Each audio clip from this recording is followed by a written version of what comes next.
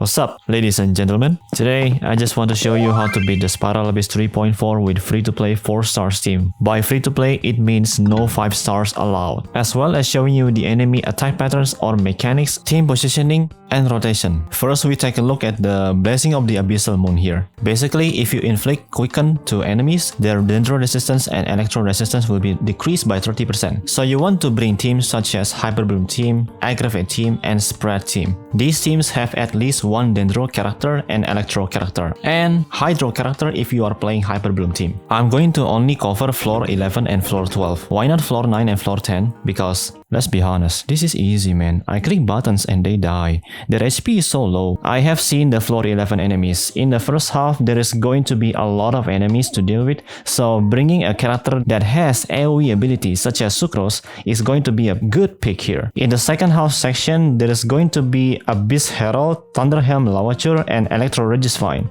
I am mentioning these enemies because they are weak to Cryo and Pyro, so bringing a team that has Cryo and Pyro characters is going to be great. First half team for floor 11 that I recommend is Cookie Shinobu Hyper Bloom with Sucrose. Second half team is obviously going to be Kaya Rosaria Melt team with Xiangling and Bennett. Also a quick reminder that I livestream mostly on Twitch, so if you wanna join and hang out together, I would appreciate it. Okay, let's start this now. This floor needs you to defend the monolith from the enemies, so first off start with either Sinchu or Cookie. Just apply one of them to the enemies and then swirl with Sucrose and then use her burst, throw at the monolith, like in the middle of the arena. This allows you to group all of the enemies surrounding the monolith. Second wave, there's going to be Treasure Hoarders and Eremites. The only guy trying to attack the monolith is the guy using hammer in his hand, but that does not matter because you want to quickly use Sucrose's burst again to group the enemies. It is recommended to make the Flower of Dendro MC bigger with Hydro application so it can reach the enemies that are far from the monolith. Okay, the last wave is all Eremites. You have to fight at least one, the leader of the Eremites, the Giga Chat that can summon the crocodile, and also his underlings that use spears to attack the monolith. Oh, and also the sword guy. It is kinda interesting to see the Giga Chat Eremite summons his pet, the crocodile, at the start of the fight. Usually when I fight this guy, he summons his crocodile whenever he is at certain HP threshold. This is getting more interesting. What if the Eremites from the floor 12 also summon their pets at the start of the fight too? Well, I guess we just have to wait and see. The second half of the floor 11 chamber 1 I think is the easiest one to deal with apart from the first half, because you have to just fight 3 Metachures, and these Metachures only aim at the monolith, they don't aim at you. And with the national team that I'm using, they are dying too quickly. The last wave is Thunderhelm Lavature. This guy is easy to deal with if you are bringing a Pyro or a Cryo character to break his shield. Once his shield breaks, we can easily apply Melt Reaction. You cannot apply Melt Reaction if the shield is still active, because the shield literally keeps applying Electro to this guy. Now that's a good way to end the fight. Now we proceed to floor 11 chamber 2. At the start of this fight, there will be 4 lizards from Enkanomiya waiting after you press the star challenge. There we go. Based from my personal experience, don't ever use Sucrose's burst, because instead of getting sucked in, they will just getting further away from the burst or distance themselves from the burst because of the knockbacks caused by my Sucrose's burst. I think it's a better idea to just let Sucrose be on the field while inflicting Hyper Bloom with Cookie Shinobu and also inflicting damage to opponents with Sinchu's Rain Swords. After fighting the lizards from the Enkanomiya, there will be 4 two-legged mushrooms from Sumeru. Be a bit careful fighting these mushrooms, because if you inflict Electro to these guys, they will enter a state in which they will go attack you at a faster rate. 2 of these guys are flying. To bring them down to the ground, you can either use Sucrose's burst or inflict damage with Sucrose on the field while Sinchu's Rain Swords is still active, because you know, Sucrose is a ranged character and she can reach those flying bastards. This second half in the floor 11 chamber 2, in my opinion, another easiest level. You are only fighting Abyss Herald alone, 1 versus 1, and then after killing this guy, there will be a snake from the Sumeru. My only advice is to just avoid getting hit by this guy, because some of his attacks can actually increase your skills cooldown. It's not like It is not like life-threatening for your characters, but just annoying overall. Yeah, another stalling method, Keep applying cryo until his shield breaks, because his shield is weak to Dendro and cryo, the snake. To be honest with you guys, I have not fought this guy multiple times. The attack pattern that I know from this snake is that he will start disappearing from the air, start sucking you in like Fenris Burst or Kazuha's skill, and proceed to hit you with high damage numbers. These consecrated beasts from the desert, they don't actually play around. These guys deal so much damage. There is one mechanic that all consecrated beasts do, is that they will do a certain attack and then they will summon something. Yeah, they will start summoning that, and then when you do destroy those things, they will get stunned and then get damage. And also from what I noticed after fighting them, their resistance will also get reduced. But this mechanic only happens like not often. Yep, it's RNG again. It's not like PMA's mechanics where if you deplete its HP until below half, it will start splitting up, right? But it's not the case for the consecrated beasts. Okay, we can talk about this later, but now we need to focus on the floor 11 chamber 3. This is why Sucrose is a good pick in here. There are Pyro Slimes, Electro Slimes, Hydro Slimes.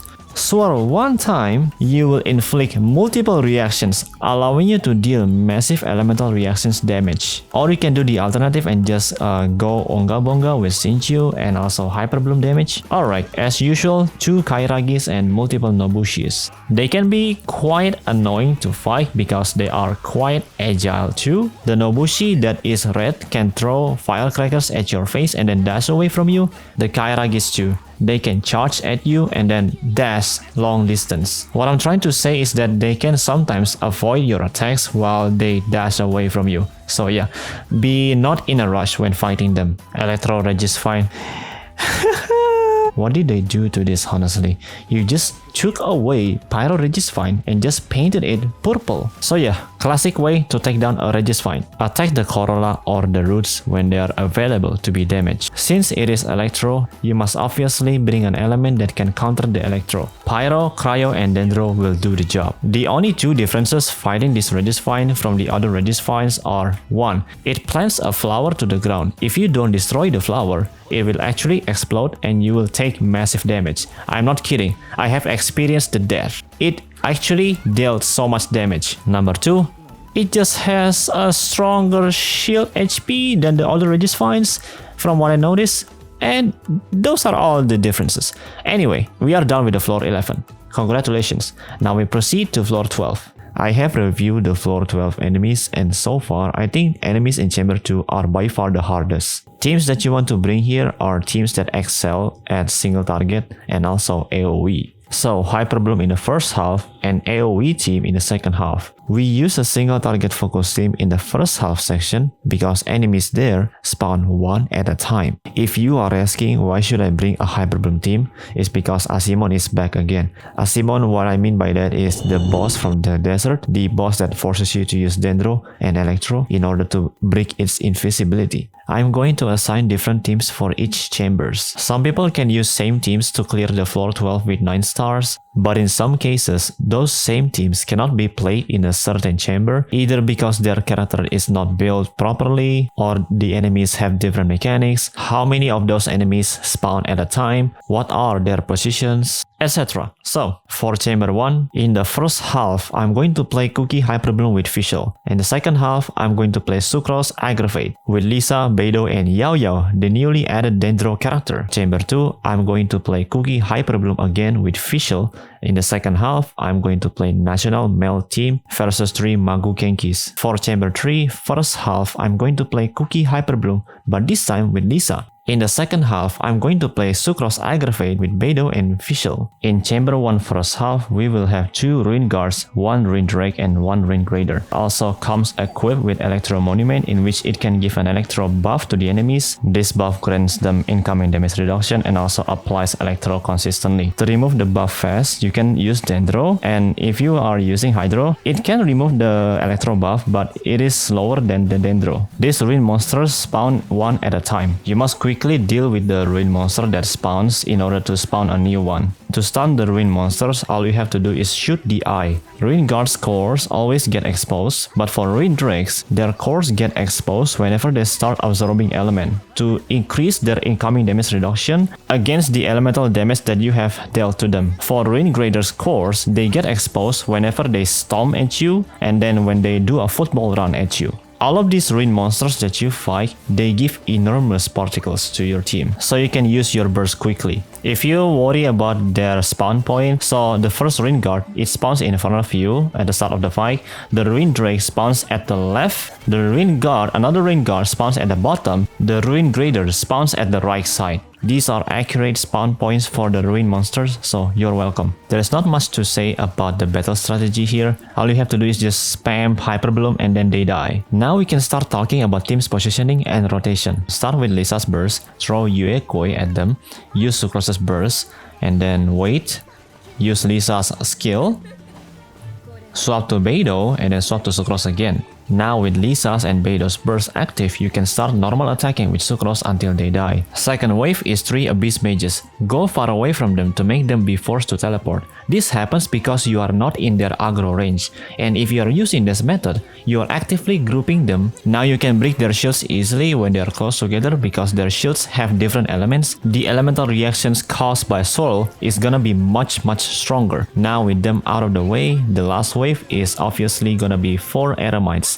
2 Eremites that are Hydro, 2 Eremites that are Cryo. A little tricky to stun them with Anemo characters because when they are attacking you, they get hyper armor and they cannot be crowd controlled. The solution is simple, just use your Anemo characters abilities when they are not attacking, because if they are not attacking, they don't get hyper armor. Also, when their HP reaches 2/3 or almost half, they will enter enhanced state. In this mode, they cannot be stunned, staggered or crowd controlled, but can be frozen still. They also have new sets of attacks and can attack faster. If they have entered enhanced state, you can actually wait for a couple of seconds and then they can get stunned, because using those enhanced states, just like the in-game description says, they can get stunned after using those enhanced states. Alright, easy enough with Sucrose. Now we proceed to floor 12, chamber 2. This is the hardest section by far. First wave starts off with Kairagi and 2 Nobushis. Luckily there is no other Kairagi this time, so rest assured there is no more health regain mechanic after you kill one of the Kairagis. Okay, the first wave is simple.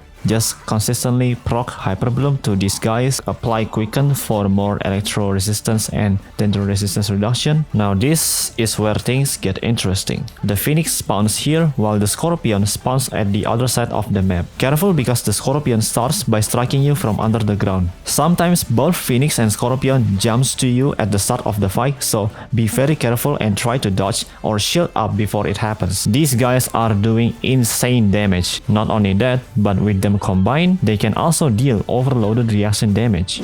But I do have some good news for you. What I'm showing you right now is the attacks of the Phoenix and Scorpion that you should look out for. Simplest solution?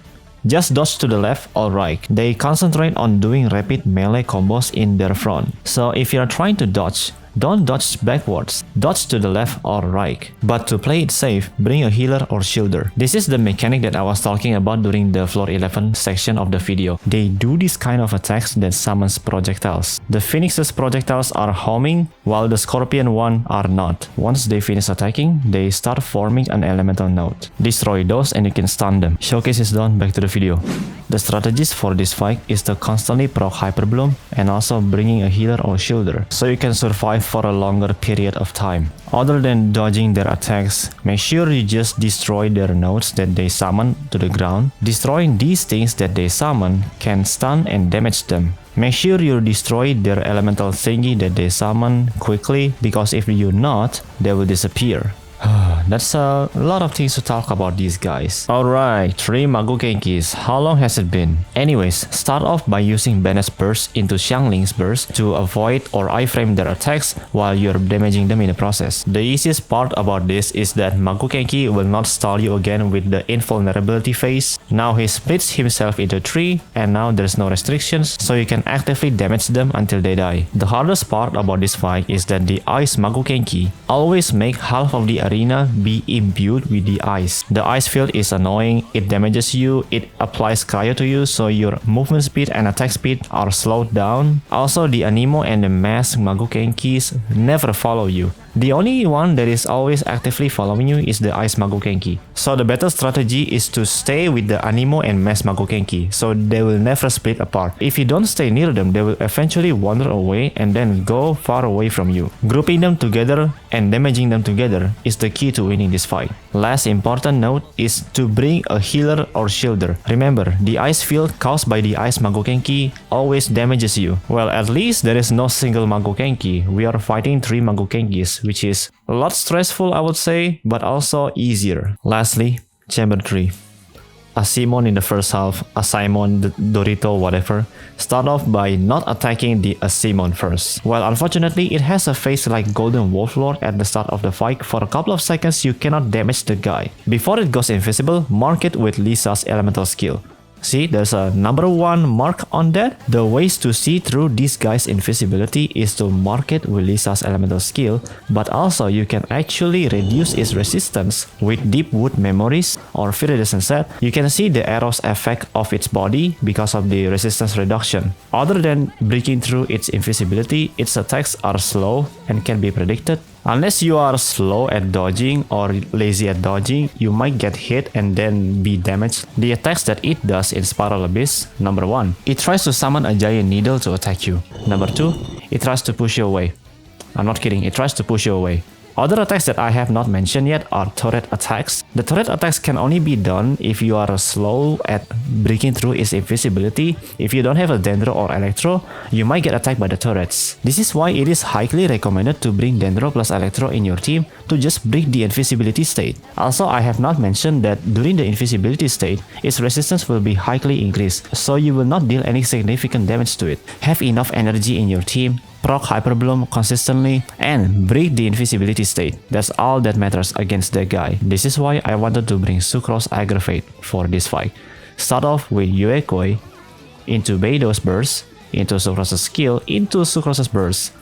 Swap to Visual Call Oz, auto attack with Sucrose. The Eremite Desert Clear Water has Bubble Aura, but that does not matter because Sucrose has AoE abilities. She can pop those bubbles. Good thing our Visual is level 90, or else she will not deal any significant aggravate damage there. Last wave is Eremite Mummies. Stand at this spot, try to normal attack with Sucrose if you still have Beido's Burst or Visual's Oz on the field. By standing here, the summons will be closer to you, and the key strategy here is to quickly kill their summons first before you damage the Eremites, because these Eremites, whenever they start calling their summons, their resistance will be highly increased. Things to remember is to not be close to the Pyro Eremite because she will just teleport away, but instead she will follow you if you are staying far away from her. Their summons also follow you, so if I were to exploit this by lining them up together with the Eremites, I can use Beido's counter to the fullest, I can inflict more swirl damage, allowing myself to deal with the summons faster. Successfully killing the summons causes them to take backlash damage based on their remaining HP, then stuns them for a couple of seconds. The higher the HP, the higher the backlash damage. If you are having trouble fighting these Eremites, just have a Nemo character with the ability to crowd control. I hope this guide video can be useful to you. If you are still here, subscribe if you want more guide videos like this. Thank you. My character builds are in the description. Also, I do live streams most times on Twitch. Link in the description or in the pinned comment if you want to catch me live. Thanks for watching. I'll see you again later. Good morning, ladies and gentlemen. Just woken up today and found out that my Yao was using Beginner's Protector in Chamber 3 and incomplete artifacts. What are these, bro? I mean, even with level 6 talents and C0 constellations, she was still healing lots, just to prove how good she is as a 4-star at healing.